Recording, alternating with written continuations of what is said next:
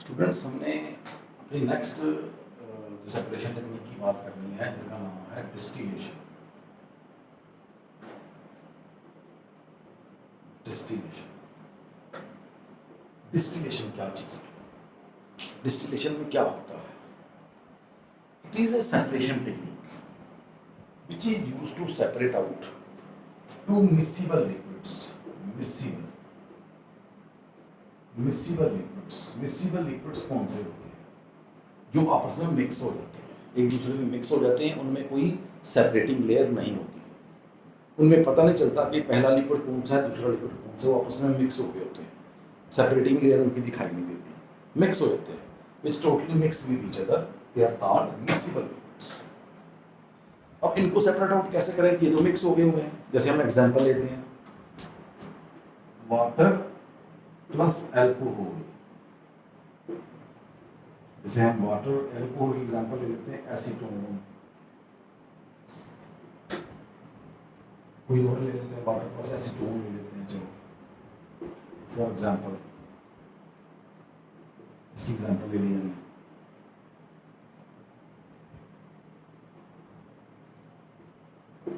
अब ये पानी के अंदर मिक्स होता है ना एसीटोन, तो पानी जैसा ही हो जाता है, पता नहीं चलता कौन सा एसीटोन है कौन सा पानी है, वो मिक्स हो जाता है पूरी तरह से, उनमें सेपरेशन नहीं होता, तो सेपरेशन नहीं दिखाई देता। तो इसको हम कैसे सेपरेट करें?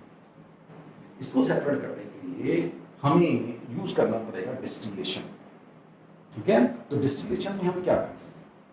Here liquids are separated on the basis of, principle क्या है इसका? What is the principle of distillation? Liquids are separated on the basis of difference in their boiling points.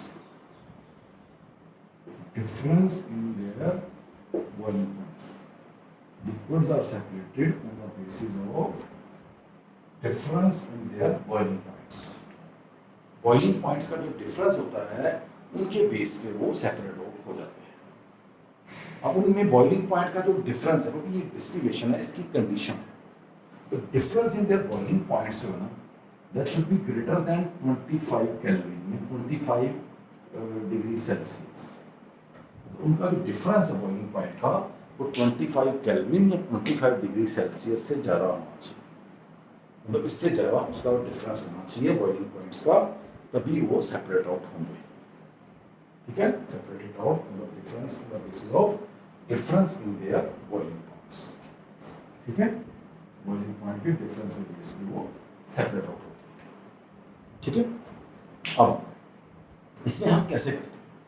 इसका मतलब हमें इसमें हीट करना पड़ेगा उसको, ठीक है, और वहाँ से फिर हमें देखना पड़ेगा कि कौन सा लिक्विड, जैसे हमने वाटर एसीटोन ले लिया है।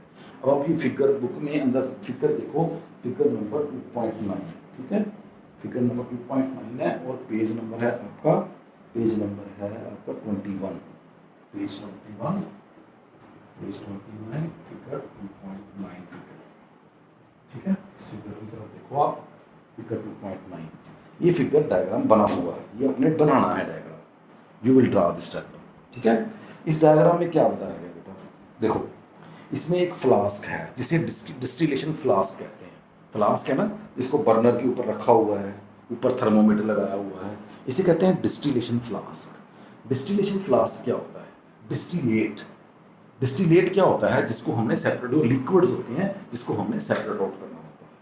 ठीक है, जैसे हमने पानी और एसीटोन डाला हुआ है, पानी का वाटर जो है, वाटर का जो बॉइलिंग पॉइंट है वो है 100 डिग्री सेल्सियस, वाटर का बॉइलिंग पॉइंट 100 डिग्री सेल्सियस है, और एसीटोन का बॉइलिंग पॉइंट है 56 डिग्री सेल्सियस।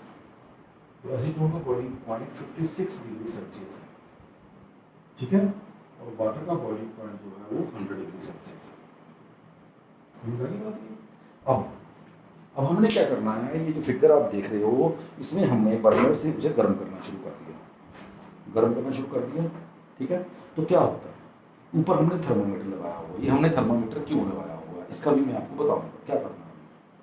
आगे एक पाइप सी लगाई हुई है हमने, है ना, जिसको हमने, जिसके अंदर से जो लिक्विड पास होगा उसके ऊपर हमने वाटर कंडेंसर लगाया हुआ है, जिसमें से एक तरफ से ठंडा पानी आता है और दूसरी तरफ से पानी बाहर निकल जाता है। एक तरफ से पानी इनलेट होता है, एक तरफ से वो आउटलेट होता है, और एसीटोन वहाँ पे इकट्ठा हुआ दिखाया जा रहा है। अब इसको अंडरस्टैंड करो, देखो क्या होता है। हम इसको गर्म करना शुरू करते हैं, ठीक है, जो लिक्विड का मिक्सचर है इसको हम गर्म करना शुरू करते हैं। अब क्या होगा, अब एसीटोन तो 56 डिग्री सेल्सियस पे वेपर बनना शुरू हो जाएगा, ठीक है। तो जब टेम्परेचर थर्मामीटर से हम चेक करेंगे, जब उसका थर्मामीटर पे टेम्परेचर 56 डिग्री आ जाएगा तो वो समझो कि उसकी वेपर बनने शुरू हो जाएंगे। वेपर बहुत सारे निकलेंगे, पहले भी वेपर थोड़े बहुत निकलेंगे लेकिन इतने ज़्यादा नहीं निकलेंगे।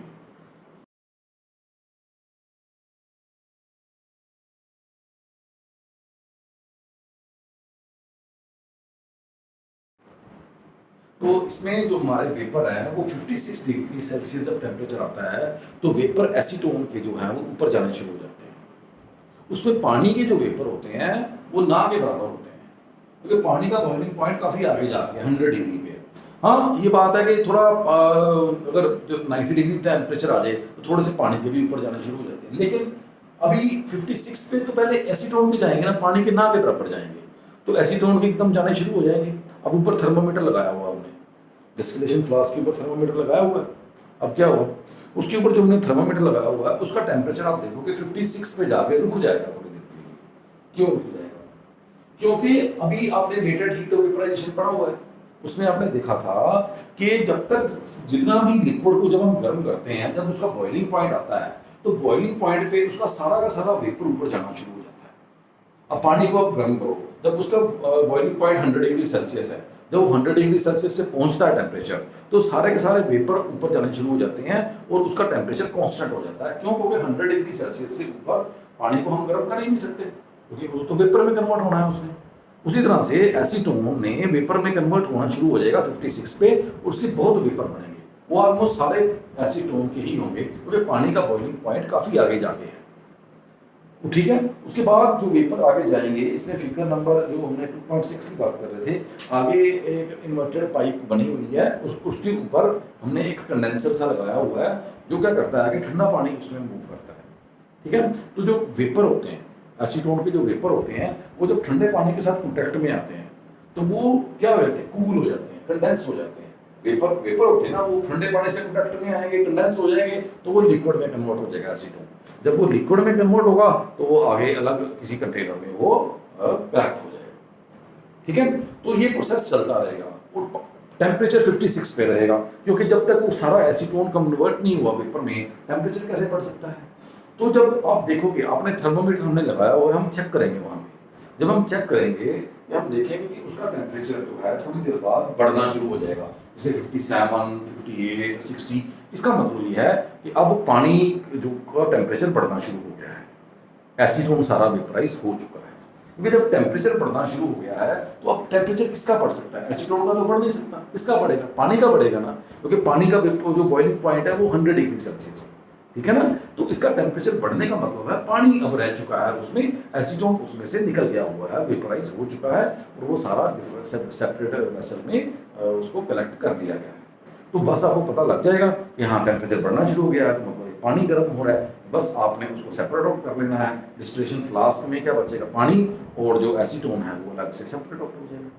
इस तरह से हम जो डिस्टिलेशन में क्या होता है, two liquids are separated out on the basis of their difference in their boiling points, लेकिन डिफरेंस ऑफ बॉइलिंग पॉइंट्स जो है that should be greater than 25 degree kelvin, और 25 डिग्री सेल्सियस से ज़्यादा उसका डिफरेंस होना चाहिए, ठीक है। तो तभी ये लिक्विड जो है वो सेपरेट आउट होंगे, उसका नाम है डिस्टिलेशन, ठीक है। डिस्टिलेशन में बॉइलिंग पॉइंट के डिफरेंस से हम लिक्विड्स को सेपरेट आउट करते हैं। समझ आ गई बात, ये पता लग गया।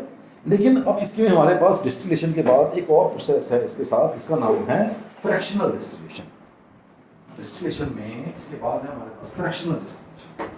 फ्रैक्शनल डिस्टिलेशन में हम क्या करते हैं, हमारा सेम डायग्राम है, लेकिन हमें पता होना चाहिए कि फ्रैक्शनल डिस्टिलेशन में क्या होता है, ठीक है, वो हमें पता होना चाहिए। देखिए, फ्रैक्शनल डिस्टिलेशन में क्या होता है कि अगर हमारे लिक्विड का boiling point less than 25 kelvin है, मतलब डिफरेंस इन बॉइलिंग पॉइंट कम है उसमें, ठीक है ना, 25 डिग्री सेल्सियस से कम है हमारा बॉइलिंग पॉइंट, समझिए। जैसे हमारे पास क्या होता है कि हम वो डिफरेंट हमारे जैसे क्रूड ऑयल होता है, क्रूड ऑयल होते हैं ना, ठीक है ना, पेट्रोल डीजल वगैरह हम निकालते हैं, पेट्रोल डीजल और कितने गैसोलीन निकालते हैं उसके अंदर से, हमें तो क्रूड ऑयल मिलता है ना। जो पेट्रोलियम प्रोडक्ट्स होते हैं उनमें डिफरेंट जो प्रोडक्ट्स होते हैं उनका जो डिफरेंस होता है बॉइलिंग पॉइंट का, that is less than 25 kelvin. तो 25 केल्विन से कम होता है। जब हमारे लिक्विड्स का difference in temperature, difference in boiling point less than 25 kelvin होगा तो उसमें फिर हमारा सिंपल डिस्टिलेशन काम नहीं करेगा। सिंपल डिस्टिलेशन क्यों नहीं काम करेगा? क्योंकि सिंपल डिस्टिलेशन में अभी आप देख रहे हो कि जब बॉइलिंग पॉइंट 25 से कम होता है ना तो उसमें दोनों लिक्विड के ही वेपर जाने शुरू हो जाते हैं, पहले के भी जाएंगे दूसरे के भी जाएंगे, वो फिर सेपरेट कैसे होंगे? समझिए ना। तो ये उन सिंपल डिस्टिलेशन उन लिक्विड्स के लिए जिनका बॉइलिंग पॉइंट का डिफरेंस 25 से ज़्यादा है। ओके, अब हमने फ्रैक्शनल डिस्टिलेशन की बात करनी है। जैसे क्रूड ऑयल की मैं बात कर रहा हूँ, यहाँ हमें एयर है, एयर में डिफरेंट कंपोनेंट्स होते हैं, ऑक्सीजन, नाइट्रोजन, कार्बन डाइऑक्साइड, ठीक है, डिफरेंट कंपोनेंट्स होते हैं ना उसमें, ठीक है। तो वो डिफरेंट कंपोनेंट्स को एयर के डिफरेंट कंपोनेंट्स को हमने सेपरेट आउट करना है, उनके बॉइलिंग पॉइंट में बहुत कम फर्क होता है, 2 डिग्री का, 1 डिग्री का, 4 डिग्री का, बहुत कम फर्क होता है। तो जब डिफरेंस इन बॉइलिंग पॉइंट्स बहुत कम होता है उसके लिए हमें फ्रैक्शनल डिस्टिलेशन यूज करेंगे। तो फ्रैक्शनल डिस्टिलेशन में क्या होता है? फ्रैक्शनल डिस्टिलेशन में होता है कि हमारे पास जैसे एक सेम कंटेनर है, आप इसका फिगर नंबर देखेंगे, फिगर नंबर 2.10 देखोगे, नेक्स्ट पेज में है, पेज नंबर 22 में figure number 2.10, figure number 2.10, page number जो है वो 22, ठीक है। इसमें आप देखोगे क्या कि इसमें हमें जो सिस्टम बना हुआ है, जो डायग्राम बना हुआ है, उसमें एक फ्रैक्शनेटिंग कॉलम है। डिस्टिलेशन फ्लास्क वैसे का वैसे ही है, आगे इन्वर्टेड ट्यूब वैसी की वैसी ही है, लेकिन उसके ऊपर एक लंबा सा कंटेनर रखा हुआ है जिसमें बीड्स रखे हुए हैं, बीड्स, जिसको लिखा हुआ है फ्रैक्शनेटिंग कॉलम। उसमें फ्रैक्शनेटिंग कॉलम बना हुआ है, ये फर्क है। फ्रैक्शनेटिंग कॉलम क्या होता है? सिंपल डिस्टिलेशन में तो यूज नहीं किया था, तो इसमें फ्रैक्शनेटिंग कॉलम का क्या काम है? देखो, ये जो फ्रैक्शनेटिंग कॉलम अलग से रखा होगा ना, उसमें पता क्या होता है, उसमें ऐसे बीड्स होते हैं। कौन से बीड्स होते हैं? ग्लास बीड्स होते हैं, ऐसे ग्लास बीड्स ऐसे, ठीक है, ये ग्लास बीड्स होते हैं, ग्लास बीड्स। इसकी बात कर रहा हूँ मैं फ्रैक्शनेटिंग कॉलम की, फ्रैक्शनेटिंग कॉलम, ठीक है, इसमें ग्लास बीड्स होते हैं। तो ग्लास बीड्स का क्या काम होता है? ग्लास बीड्स का काम होता है कि अब देखो, अब इनमें डिफरेंस इन बॉइलिंग पॉइंट 25 से कम है। अब क्या होगा? अब हमने उसको डिस्टिलेशन फ्लास्क में मिक्स किया हुआ है, उनके लिक्विड्स को, हम उनको गर्म करते हैं, ठीक है, तो हमने गर्म करना शुरू कर दिया। अब क्या होगा? अब उसमें एक लिक्विड वेपराइज होगा यहाँ, क्योंकि हमने अगर एयर को भी करना है ना तो उसको पहले लिक्विड फॉर्म में कन्वर्ट करना है, ठीक है। तो उसमें एक लिक्विड मान लो ऊपर चला गया, चलो एक लिक्विड ऊपर चला गया, दूसरा लिक्विड भी ऊपर जाना शुरू हो जाता है। क्यों? क्योंकि उनका डिफरेंस 2-4 डिग्री का, 5-10 डिग्री का फर्क है। अब उस 5-10 डिग्री का फर्क हो, उसमें क्या होता है, अगर एक लिक्विड ऊपर जाता है वेपर, दूसरा लिक्विड की भी वेपर ऊपर जाने शुरू हो जाती हैं। क्यों जाती है? क्योंकि उनमें दूसरे का भी तो बॉइलिंग पॉइंट उसके पास ही है ना। जैसे पानी का बॉइलिंग पॉइंट 100 डिग्री सेल्सियस है, तो क्या 90 डिग्री में पानी ऊपर नहीं जाता? जाता है, हाँ, उतना ज़्यादा नहीं, मतलब जाएगा तो सही ना, ठीक है ना, 100 पे तो सारा ही जाता है ना, 90 पे काफ़ी जाता है। जितना उसका बॉइलिंग पॉइंट का डिफरेंस कम हो जाता है उतना वो वेपराइज होता है। तो इसका मतलब इसमें एक लिक्विड के दूसरे लिक्विड के इस तरह से सभी के वेपर ऊपर जाने शुरू हो जाते हैं। अब क्या होगा? इसका मतलब वो आगे इन्वर्टेड ग्लास ट्यूब में जाएंगे, वो तो दोनों ही वहाँ पे कलेक्ट हो जाएंगे, ठंडे पानी से कॉन्टेक्ट में आके। लेकिन हम क्या करते हैं, हम यहाँ पे एक फ्रैक्शनेटिंग कॉलम रखा होता है, ये लंबा सा कॉलम होता है। अब पता क्या होता है, इसमें जब वेपर पास होते हैं, ऐसे वेपर पास होते हैं, अब जिस वेपर का बॉइलिंग पॉइंट कम होगा, जो बॉइलिंग पॉइंट कम होने का मतलब होता है वो जल्दी बॉयल हो जाता है और उसके पास एनर्जी ज़्यादा होगी, है ना। अब देखो, मान लो टेम्परेचर आपने 60 डिग्री का रखा है ना, अब एक लिक्विड का बॉइलिंग पॉइंट जो है वो 59 डिग्री सेल्सियस है ना, एक का बॉइलिंग पॉइंट जो है वो 62 डिग्री सेल्सियस है, तो आपका टेम्परेचर 60 है, 60 कर दिया टेम्परेचर आपने, तो क्या हुआ? अब बताइए, अभी जो 59 डिग्री सेल्सियस वाला लिक्विड है ना, 59 ही डिग्री, 59 डिग्री सेल्सियस लिख लिया। तो अब ये जो 59 डिग्री सेल्सियस और इसके भी वेपर बने होंगे थोड़े बहुत, ये नहीं कि उसके नहीं बने होंगे, लेकिन इसके भी वेपर बने होंगे। लेकिन जो लिक्विड का बॉइलिंग पॉइंट कम है, ठीक है, उसके वेपर के पास काइनेटिक एनर्जी ज़्यादा होगी। क्यों? क्योंकि उसको तो उतना टेम्परेचर मिला हुआ है जितना उसको ऊपर जाने के लिए चाहिए। लेकिन जो वेपर 62 डिग्री सेल्सियस वाला है, उस लिक्विड उस वेपर के पास काइनेटिक एनर्जी उतनी ज़्यादा नहीं है। अब ये जो वेपर है इसका बॉइलिंग पॉइंट कम है, उसके पास एनर्जी ज़्यादा है, तो उसको उतना टेम्परेचर मिला हुआ है, तो वो लिक्विड जब इसके अंदर से पास करेगा तो उसकी काइनेटिक एनर्जी ज़्यादा होगी, उसके पास एनर्जी ज़्यादा होगी, तो वो इस ग्लास बीड्स में से क्रॉस होता हुआ वो आगे इन्वर्टेड फनल के अंदर से पास कर जाएगा। लेकिन जो लिक्विड का बॉइलिंग पॉइंट ज़्यादा है, ये जैसे ऊपर जाने लगेगा ना, ऊपर जाने लगेगा, तो ये ग्लास बीड होते हैं, ये क्या करेगा, अपनी हीट उसको दे देगा ग्लास बीड को। तो जब ग्लास बीड के साथ ये कॉन्टैक्ट में आएगा ना, ये लिक्विड ग्लास बीड के साथ कॉन्टैक्ट में आएगा तो ये ठंडा हो जाएगा। क्यों? क्योंकि उसके पास तो काइनेटिक एनर्जी कम है, ये ठंडा जल्दी हो सकता है। तो जब ये लिक्विड ठंडा हो जाएगा तो ये वापस नीचे डिस्टिलेशन फ्लास्क में गिर जाएगा। कौन गिरेगा डिस्टिलेशन फ्लास्क में? जिसका बॉइलिंग पॉइंट ज़्यादा होगा, क्योंकि उतना हमने दिया तो है नहीं, उसके पास तो एनर्जी कम है। हाँ, वो उड़ गया है ऊपर, उड़ तो जाता ही है। अब बॉइलिंग पॉइंट ना भी आए, कम बॉइलिंग पॉइंट से कम टेम्परेचर पे भी लिक्विड ऊपर जाते हैं, लेकिन उनकी काइनेटिक एनर्जी कम होती है, तो उनको नीचे जल्दी आ जाएंगे। क्यों? वो इतनी हाइट पे नहीं ना जा सकते, they can not go to that much height, उनकी हाइट इतनी ज़्यादा नहीं जा सकती, थोड़ी बहुत हाइट में जाएंगे, then they will become cool down, as they will become cool down and they will fall back to the distillation flask. इसका मतलब जिसका बॉइलिंग पॉइंट कम होगा वही लिक्विड ऊपर जाएगा, ऊपर से इन्वर्टेड फनल में जाके आगे कलेक्ट होगा। समझिए? तो ये फ्रैक्शनेटिंग कॉलम का ये फायदा है कि when the liquid is having difference in boiling points less than 25 degree Kelvin, a very small difference in their boiling points, they can also be separated out by using the technique of fractional distillation. तो difference जो है वो distillation और fractional distillation का ये है कि distillation में क्या होता है कि बॉइलिंग पॉइंट ज़्यादा होता है डिफरेंस, तो उसमें इतनी प्रॉब्लम नहीं होती, ये इसकी जरूरत नहीं होती, वो अलग हो जाता है, दूसरे के वेपर इतने बनते हैं।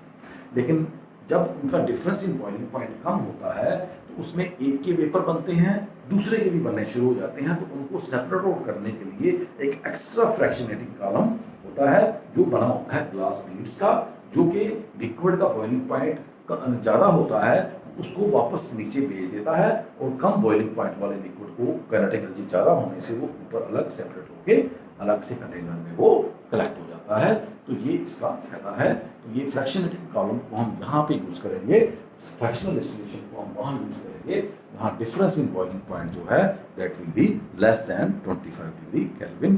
तो जैसे हम डिफरेंट कंपोनेंट्स ऑफ एयर को सेपरेट करना है तो वहाँ पे हम फ्रैक्शनेटिंग डिस्टिलेशन या डिफरेंट क्रूड ऑयल जो होता है हमारा, पेट्रोल डीजल जो अलग अलग प्रीमियम ऑयल जो जितने सारे ऑयल्स निकालते हैं, तो वहाँ पे हम ये फ्रैक्शनल डिस्टिलेशन को यूज़ करेंगे।